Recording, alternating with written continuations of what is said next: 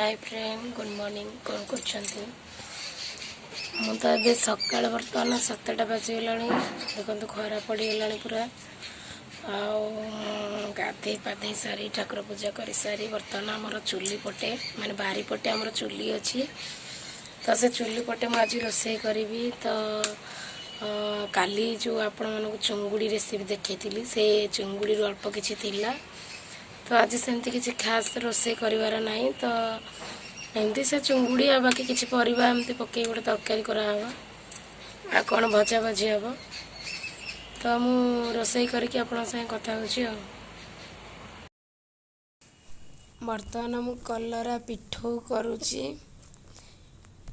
एतिर मु मिसेइची किछि बेसन आ चाउल आ जीरा गुंड धनिया गुंड आ लुण सेतिकी तापर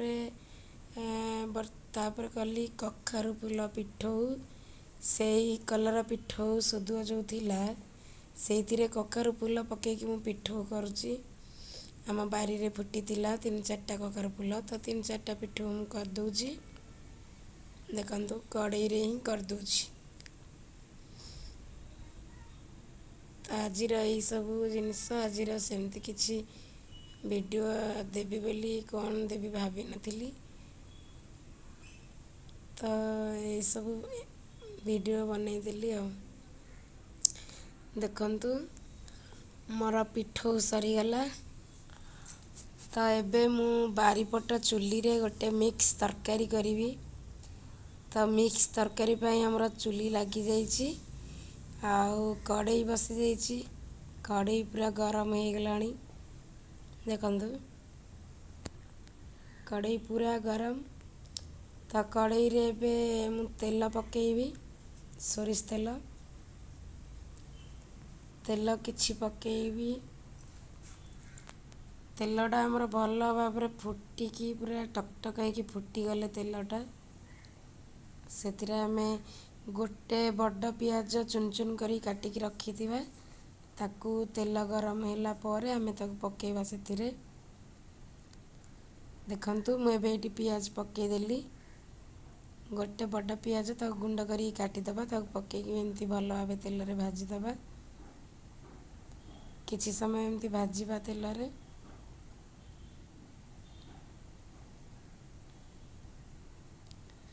एपट सेपट करके एमती भाजीबा तेल रे पियाजटा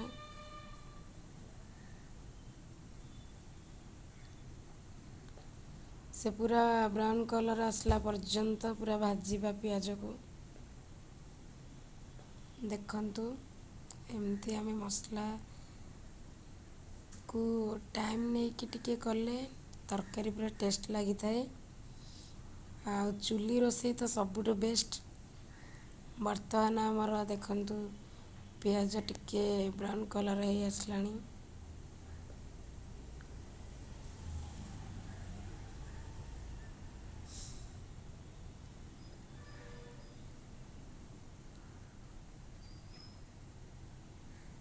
केते सुंदर से भल से पियाजटा है आसलानी आउ कौन कही फ्रेंड माने जदि ये वीडियो भल लगे आपण मानक निहाती लाइक शेयर सब्सक्राइब कमेंट सब करिवे तो तेणु करी निहाती लाइक सब्सक्राइब करिवे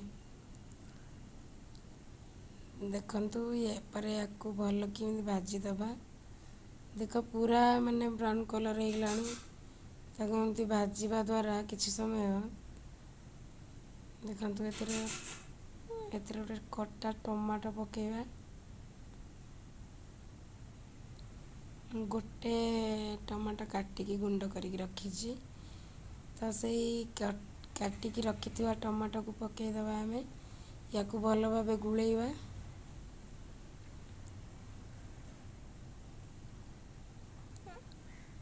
और एमती भल भाबे गुळेइ दबा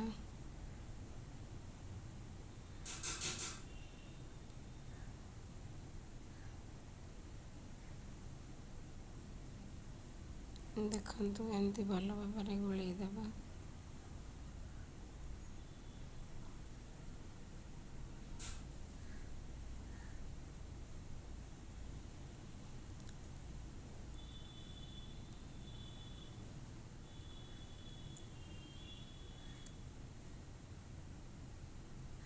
ଏଥିରେ ଅଳ୍ପ ଲୁଣ ପକାଇବା, ଅଳ୍ପ ଲୁଣ ପକାଇକିରି ତାକୁ ଭାଜିବା। କାହିଁକିନା ଆମର ପିଆଜ ଟମାଟୋ ସିଝିବା ପାଇଁ ଅଳ୍ପ ଟିକେ ଲୁଣ ଦେବା, ଦେଇକି ତାକୁ ଭଲସେ ସିଝେଇବା, ଭାଜିବା। ଭଲସେ ଭାଜିଲା ପରେ ତାକୁ ଘୋଡ଼େଇ ଦେବା। ଦେଖନ୍ତୁ ଢାଙ୍କୁଣୀରେ ଘୋଡ଼େଇ ଦେବା। ତାପରେ ଢାଙ୍କୁଣୀ ବାହାର କରିବା କିଛି ସମୟ ପରେ ଦେଖିବା ଟମାଟୋ ପିଆଜ ଆମର ପୁରା ପ୍ରାୟ ସିଝି ଆସିଲାଣି। ଦେଖନ୍ତୁ ତ ୟାକୁ ଆମେ ଏପଟ ସେପଟ କରିଦେବା କିଛି ସମୟ। ତାପରେ ଆମେ ଏଥିରେ ଅଦା ରସୁଣ ଛେଚିକି ମୁଁ ରଖିଥିଲି ଶିଳରେ, ତ ଅଦା ରସୁଣ ଛେଚା ପକାଇବା। ପକାଇକି ତାକୁ ଏମିତି ଭଲ ଭାବେ ଗୋଳେଇବା। ଦେଖନ୍ତୁ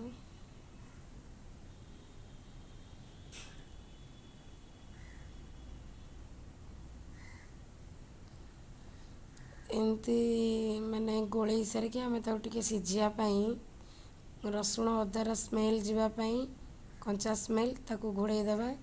କିଛି ସମୟ ପରେ ଢାଙ୍କୁଣୀ ବାହାର କରିବା।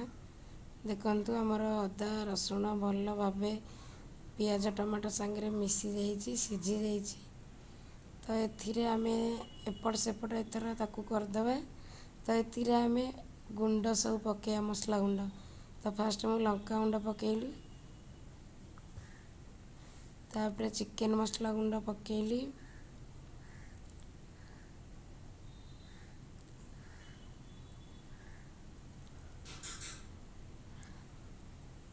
ତାପରେ ହଳଦୀ ଗୁଣ୍ଡ ପକାଇବି। ଆଉ କିଛି ମସଲା ମୋ ପାଖେ ନାହିଁ, ଜିରା ଗୁଣ୍ଡ ଧନିଆ ଗୁଣ୍ଡ ସରିଯାଇଛି କାଲି। ମୁଁ ତ ଏତେ ଜଲ୍ଦି ବଜାର ଯାଇନି, ତ ଏତେ ସକାଳୁ ତ ଯାହା ଯେତିକି ମସଲା ଥିଲା ତ ସେତିକି ପକାଇଲି।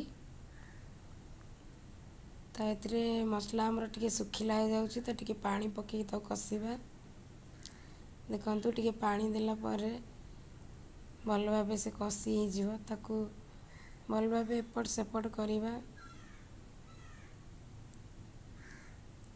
ତ ଏଥିରେ ଆଉ କିଛି ପାଣି ଦେଇଦେବା, ଅଳ୍ପ ପାଣି ଦେଇକି ତାକୁ ଭଲ ଭାବେ ଏମିତି ଗୋଳେଇବା। କାହିଁକିନା ପାଣି ଅଳ୍ପ ଦେଲେ ମସଲାଟା ଭଲସେ ସିଝିବ। ତ ଦେଖନ୍ତୁ ଏମିତି ଟିକେ ପାଣି ଦେଇଦେବେ, ତାକୁ ଭଲ ଭାବେ ମିଶାଇ ଦେବେ, ଢାଙ୍କୁଣୀ ଘୋଡ଼େଇ ଦେବେ। ସିଝିବା ପାଇଁ ତାକୁ କିଛି ସମୟ ଛାଡ଼ିଦେବେ। ତାପରେ ଢାଙ୍କୁଣୀ ବାହାର କରିଦେବେ। ଢାଙ୍କୁଣୀ ବାହାର କରିସାରିଲା ପରେ ଦେଖନ୍ତୁ ମସଲା ପୁରା ସିଝି ଯାଇଛି। ସବୁ ମସଲାକୁ ଭଲ ଭାବେ ଏମିତି ଗୋଳେଇବେ। କିଛି ସମୟ 5 ମିନିଟ୍ ଏମିତି ଗୋଳେଇବା ପରେ ମସଲାଟାକୁ, ତାପରେ ଏଥିରେ ସବୁ କାଟିକି ରଖିଥିବା ପରିବା ପକାଇବେ। ଏଥିରେ ମୁଁ ନେଇଛି ବାଇଗଣ, ଆଳୁ, ଝୁଡ଼ଙ୍ଗ, ପୋଟଳ, କାଙ୍କଣ, କଖାରୁ, ସାରୁ ପରିବା ନେଇଛି। ତ ପରିବା ସବୁକୁ ଏମିତି ଭଲ ଭାବେ ପକାଇକି ଗୋଳେଇ ଦେବେ। ଗୋଳେଇକିରି କଷିବା ପାଇଁ ଢାଙ୍କୁଣୀ ଘୋଡ଼େଇ ଦେବେ ମସଲା ପରିବାଟା। ତାପରେ କିଛି ସମୟ ପରେ ଢାଙ୍କୁଣୀ ବାହାର କରିକିରି ଦେଖିବେ। ଦେଖନ୍ତୁ ଆମର ପରିବା ପୁରା କଷି ହେଇ ଆସିଲାଣି। ଦେଖନ୍ତୁ ପୁରା କଷି ହେଇଯାଇଛି ପରିବା, ଆମର ସିଝି ବି ଯାଇଛି, ଅଧା ଅଧା ସିଝି ବି ଯାଇଛି। ତ ଦେଖନ୍ତୁ କି ସୁନ୍ଦର ଭାବରେ ମସଲା ପୁରା ପରିବା ସାଙ୍ଗରେ ମିଶି ଯାଇଛି, ପରିବା ପୁରା କଷି ଯାଇଛି। ତ ବର୍ତ୍ତମାନ ଆମେ ଏଥିରେ ଚୁଙ୍ଗୁଡ଼ି ପକାଇଦେବା। ଭଜା ହେଇକି ରଖା ହେଇଥିବା ଚୁଙ୍ଗୁଡ଼ିକୁ ପକାଇଦେବା। ତାକୁ ଭଲ ଭାବରେ ଏମିତି ଗୋଳେଇ ଦେବା।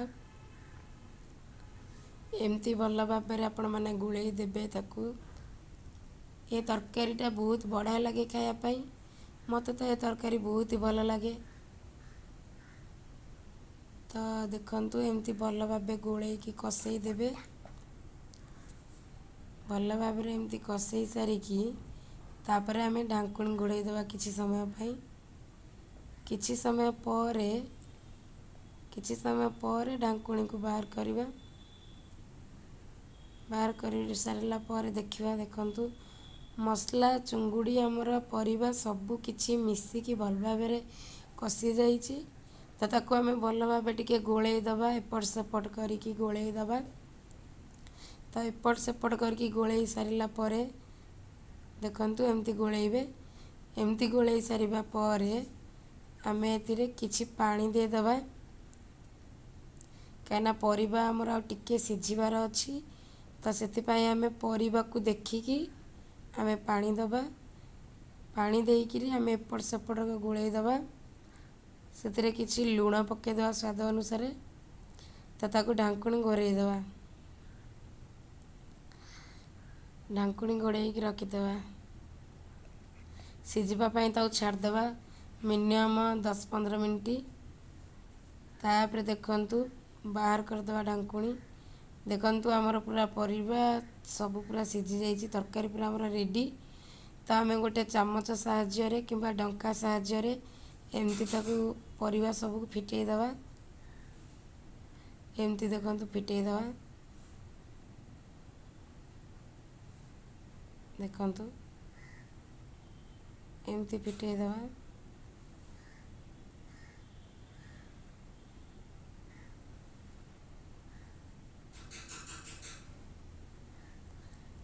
ଦେଖନ୍ତୁ ଏମିତି ଫିଟେଇ ଦେବା। ସବୁ ପରିବାକୁ ଏମିତି ଭଲ ଭାବରେ ପୁରା ଗୋଳେଇକି ଏପଟ ସେପଟ କରିକି ସବୁ ପରିବାକୁ ଆମେ ଏମିତି ପୁରା, ଯେହେତୁ ଏଇଟା ମିକ୍ସ ତରକାରୀ ତ ପରିବା ସବୁକୁ ଫିଟେଇବାର ଅଛି, ଘାଣ୍ଟିବାର ଅଛି। ତ ଏମିତି ଫିଟେଇକି ଘାଣ୍ଟି ଘାଣ୍ଟି ଫିଟେଇ ଦେବା ଚାମଚ ସାହାଯ୍ୟରେ।